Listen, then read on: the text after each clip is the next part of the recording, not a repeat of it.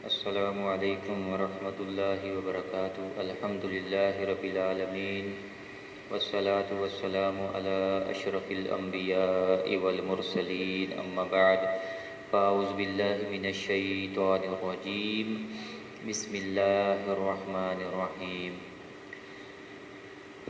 معزز اور قابل احترام بھائیوں، ہماری نمازوں کے متعلق نشستوں کا آخری مراحل میں ہم داخل ہو چکے ہیں، اور ہماری یہ 7ویں اقسام قیامت کے روز بدبخت نمازی۔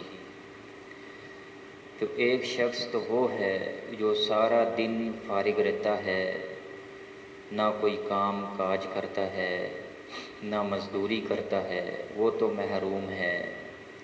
لیکن ایک شخص وہ ہے جو سارا دن مزدوری بھی کرتا ہے، محنت مشقت بھی کرتا ہے، اور ہر طرح کی تکلیف برداشت کر کے مزدوری کرتا ہے، اور پھر شام کو اس کا جو مالک ہوتا ہے وہ اس کو اجرت دینے کی بجائے اگر اس کے الٹے کان پکڑوائے یا اس کو سزا دے، تو واللہ اللہ کی قسم وہ شخص ڈبل نقصان کے اندر ہے، اس کو دگنا نقصان ہے۔ ایک تو اس نے محنت مشقت بھی کی اور پریشانی کے اندر سارا دن وہ تکلیفیں اور مشکلات کو بھی جھیلتا رہا، اور پھر اس کو اجرت کی بجائے سزا ملتی ہے۔ کیسا بدبخت انسان ہے وہ۔ اسی طرح محترم عزیز بھائیوں، جب قیامت کے روز ایسے نمازیوں کو لایا جائے گا تو اللہ رب العالمین ان کی نمازوں کے بدلے ان کو عذاب دے گا۔ تو مقصد ہے کہ ان کو ان کی نمازوں کے اجر کی بجائے اللہ رب العالمین کے وہ عذاب کے مستحق ہوں گے۔ جن کی نمازوں میں خشوع اور اخلاص نہیں، ان کی نمازوں کا اللہ رب العالمین اجر ضائع کر دے گا، اور اللہ کے عذاب کے حقدار ٹھہریں گے وہ۔ تو اسی طرح عزیز محترم بھائیوں، رسول اللہ صلی اللہ علیہ وسلم کی صحیح حدیث ہے، جو شخص اپنی نمازوں میں خشوع خضوع اور رکوع اور اطمینان کے ساتھ سجدے اور قیام نہیں کرتا، اللہ اس کی نماز کی طرف دیکھنا بھی گوارا نہیں کرتا، دیکھنا بھی پسند نہیں کرتا۔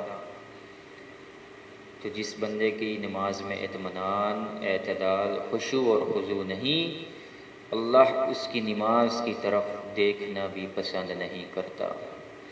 تو عزیز پیارے بھائیوں، ہمیں اپنی نمازوں کی فکر کرنی چاہیے۔ تو ہمیں اپنی نمازوں کا ہر لحاظ سے محاسبہ کرنا چاہیے۔ کیا ہماری نماز اس قابل ہے؟ اللہ کے ہاں ہماری نماز مقبول ترین ہے بھی یا نہیں؟ اس کی بدبختی کا عالم یہ ہے کہ رسول اللہ صلی اللہ علیہ وسلم نے فرمایا کہ ایک آدمی 60 سال تک نمازیں پڑھتا ہے، لیکن اللہ سبحانہ و تعالی اس کی ایک نماز کو بھی قبول نہیں فرماتے۔ اللہ اکبر۔ غور کرنے کی بات ہے محترم بھائیوں، اس حدیث پر غور کریں کہ ایک بندہ 60 سال اللہ کی نماز کو ادا کرتا ہے، اللہ کی عبادت کرتا ہے، اور اللہ تعالیٰ اس کی ایک نماز بھی قبول نہیں کرتا۔ تو تباہی ہے اس انسان کے لیے حقیقت میں۔ لیکن وجہ کیا بنی ہے محترم بھائیوں؟ ذرا غور کرنے والی بات ہے کہ کہیں ہم بھی ان بد نصیبوں میں سے تو نہیں ہیں، کہیں ہمارا بھی شمار ان لوگوں میں سے نہ ہو جائے جن کی نماز قیامت کے روز ان کے لیے باعث عذاب بن جائے۔ مجھے ایک واقعہ یاد آ گیا، میں کتاب کے اندر واقعہ پڑھ رہا تھا کہ ایک شاگرد اپنے استاد محترم کو ملنے جاتا ہے تو وہ جب وہاں پہنچتا ہے تو اپنے استاد محترم کو دیکھتا ہے کہ وہ نماز پڑھ رہا ہوتا ہے۔ تو جب وہ اپنے استاد کو نماز پڑھتے ہوئے دیکھتا ہے اطمینان اور اعتدال اور خشوع اور خضوع کے ساتھ، تو اس کے دل میں یہ بات آتی ہے کہ کاش میری نماز بھی اسی طرح کی ہوتی۔ لیکن دوسری طرف وہ خوف زدہ ہو جاتا ہے، خطرہ لاحق ہو جاتا ہے کہ کہیں پھر میری پچھلی نمازوں کا کیا بنے گا۔ تو اتنی دیر میں استاد محترم نماز سے فارغ ہوتے ہیں اور شاگرد دیکھتا ہے کہ استاد کے چہرے کا رنگ زرد پڑا ہوا ہے اور پریشانی کے آثار اور معاملات ظاہر ہو رہے ہیں۔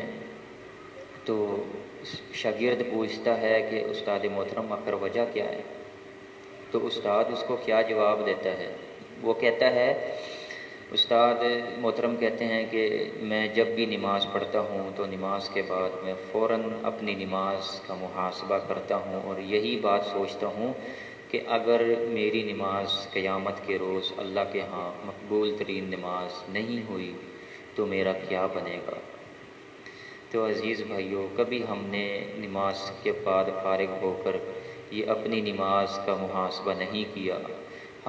ہماری حالت تو یہ ہے کہ ہم نماز کے بعد کی سنتیں بھی صحیح ٹھیک سے ادا نہیں کرتے۔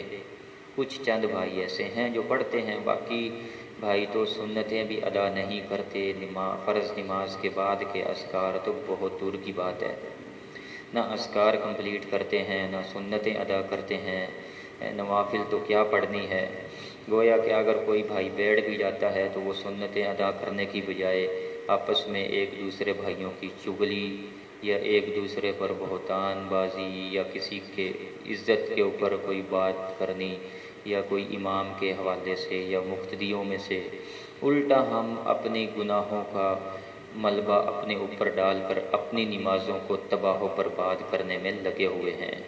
تو ہمیں تو چاہیے یہ کہ نماز کے فوراً بعد ہم اپنی نماز کی خیر منائیں۔ اللہ کے ہاں ہمارے دلوں میں یہ بات ہونی چاہیے کہ کہیں میری نماز ضائع تو نہ ہو جائے۔ تو عزیز بھائیوں، اگر نماز کے بعد اس کی قبولیت کی فکر ہو تو اگر انسان کو فکر ہو تو پھر ہی وہ سوچے گا۔ تو ہمیں چاہیے کہ ہم اپنی نمازوں کی فکر کریں، ایسا نہ ہو کہ کل قیامت کے دن ہماری نمازوں کی اجر کی بجائے ہمیں اللہ کے عذاب کے ہم مستحق اور حقدار ٹھہر جائیں۔ تو اللہ تعالیٰ سے آخر میں یہی دعا ہے کہ اللہ تعالیٰ مجھے اور آپ کو نماز کی اصلاح کرنے کی توفیق عطا فرمائے اور ہماری نماز کو ایسا بنائے جو ہمارے لیے دنیا اور آخرت میں رحمت و سعادت کا باعث بنے۔ وآخر دعوانا ان الحمد للہ رب العالمین۔ السلام علیکم ورحمۃ اللہ۔